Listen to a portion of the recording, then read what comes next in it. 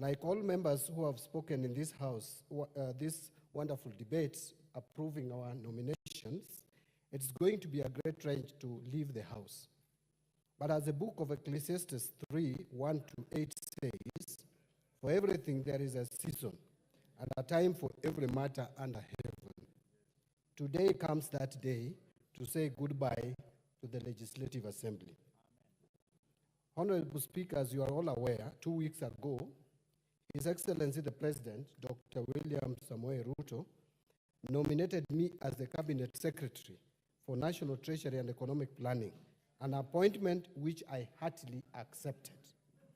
Consequently, I have since been vetted by the Committee on Appointments and approved by this House to assume the new role. I want to thank you, members who have approved my nomination.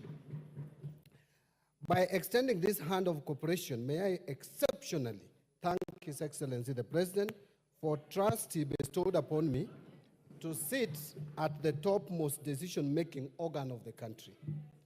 I am humbled by the warm gesture and remain mindful of the aspirations and expectations of Kenyans as I assume the office as the Cabinet Secretary, National Treasury and Economic Planning.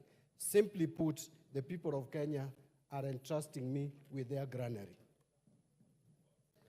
Honorable Speaker, in the backdrop of this long political journey, I wish to acknowledge my party leader, Right Honorable RAILA Odinga, and the entire ODM fraternity, who imparted the foundations of knowledge and skills on leadership, as well as trusting me with party leadership positions.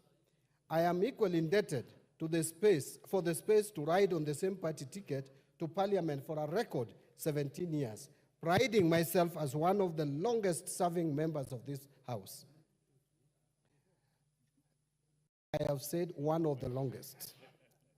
The Honorable Shakil Shaberi is complaining, but I have said one of the longest.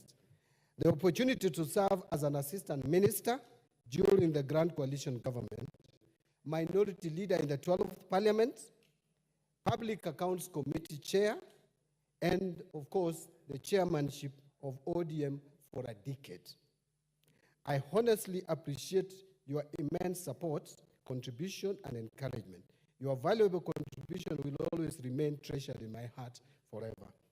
Honorable Speaker, on social aspect or social dimension of this undertaking have been answered to my family, beginning with my late parents for their blessings that I carry with me today to greatness. To my beloved wife, Rhoda Mbadi, and my children, I am forever indebted to you for being my sounding board, always encouraging and pushing me to excel and be the best father and husband. Your full-time prayers, guidance, wisdom, and knowledge in the entire political journey gave me the zeal to proceed even during my lowest moments, and there were many. To my brothers, and that is where I'm going to end my family issues, may God bless you for your relentless efforts to support my academic journey and upbringing, always stepping in for our parents. Exceptional appreciation will go to two of my brothers, Stephen Ogola and Maurice Ogalo. If not for you, I would have dropped out of school. My brother, Stephen Ogola, I will never forget how you braved the harsh, cold weather of Kericho tea plantations, denying yourself the basics to get me school fees from your meager savings. I salute you. How I wish our late parents were alive to witness this historic moment. They have always wanted the best for us. May God keep their soul in eternal peace. And to the people of Suba South, I am deeply conscious of the fact that the thrust of dynamic debates and my parliamentary standing on the relevant issues was planted in me at a time of curious and unrelenting search for leadership position by you, my constituents, for 3 terms. I am grateful for the opportunity to serve you as your member of parliament for 15 years. Thank you for your support, organic love, and for ensuring that I won with increased majorities over the years. Honorable Speaker, as a community, we did exceedingly well, utilizing NGCDF to ensure that our children continue to access quality education by strategically renovating and expanding our educational infrastructure and bursaries to cope with the number of students enrolling in schools. We leverage the participation of our people in meaningful development to transform lives through bigger, broader, better managed and well-resourced constituency projects. We enhance participatory approaches within the constituency and ensuring judicial use of public resources and many more. Thank you once again for the opportunity to be your member of parliament. And now to my fellow Kenyans. I am overwhelmed by the messages of goodwill you sent before, during, and after my vetting. My heart is elated with the heartwarming compliments and well wishes I have received so far. This demonstrates the level of confidence and hope Kenyans have in me. And dear colleagues, now I come to members of the National Assembly. Dear colleagues, I have never shied from playing my role as a member of this House. I have diligently performed my legislative functions to the best of my knowledge for the last 17 years. To this day, I will cite a few. I have represented my constituents and special interests in the National Assembly as required. I have participated in the deliberation and resolutions of issues of concern to the people. I go on record as the only member of this House who, after meticulously analyzing the budget managed to discover a fictitious computer error of Kenya shillings 10 billion in the budget estimates for the financial year 2011 and 2012, which the ministry later acknowledged. I have participated in the enactment of the legislations in accordance with the Constitution, notably being part of the legislative task force that drafted the Public Finance Management Act 2012. As a member of the Constitutional Implementation Oversight Committee, I actively participated in the actualization of the Constitution of Kenya 2010, especially the enactment of legislations envisaged in the 5th schedule of the Constitution. Mr. Speaker, you'll remember you were with me in the 10th Parliament. Being in CIOC was very lucrative in the sense that people really respected you. Even ministers were fighting to be in that committee, and I got the privilege to be in that committee, and I served diligently. In 2013, I'm proud to have brought an amendment to the VAT Act on basic commodities from being standard rated to either zero rated or exempt community, which at least helped in lowering cost of living. I have diligently participated in appropriation of funds, as you all know, but I have outstandingly played my role in oversighting national government expenditures. I've also participated in the development of policies of national importance, just to mention but a few. I take over as Cabinet Secretary, Mr. Speaker, for the National Treasury and Economic Planning. I am acutely aware that we are at the center of a storm, a tax storm, a debt storm, and an economic storm. Nonetheless, we must forge forward. Honorable Speaker, I am aware of the very important relationship between the Cabinet Secretary and the National Treasury and this House. I cannot achieve any mandate without the support of the National Parliament as a whole. And therefore, from the onset, I want to plead for the support of this House in the work we are going to do. Honorable Speaker, I am also aware that the Finance Bill 2024 was very controversial. I'm also cognizant to the fact that the bill had some positive pro-mwananchi provisions. I propose to salvage these proposals. Firstly, I am aware that the bill contained provisions to make the housing levy and post-retirement medical contributions deductible. This would have elevated the pain on the pay slips of salaried employees.